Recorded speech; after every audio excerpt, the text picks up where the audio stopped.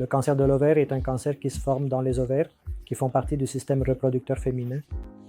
Il y a deux ovaires, l'ovaire gauche et l'ovaire droit, et le cancer peut se former dans l'un ou l'autre des ovaires.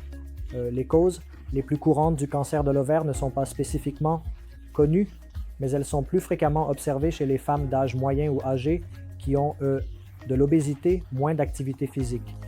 La plupart du temps, les cancers de l'ovaire se manifestent par des symptômes de ballonnement ou sensation de plénitude dans le ventre, généralement à cause de l'accumulation d'eau dans le ventre. Parfois, ils peuvent avoir des symptômes associés aux règles, soit un saignement post-ménopausique, c'est assez rare. Ils sont plus souvent associés à une sensation de plénitude dans le ventre, ou si quelqu'un est examiné pour une autre raison, et que le cancer de l'ovaire est ensuite identifié. Et le principal mode de traitement du cancer de l'ovaire est la chirurgie.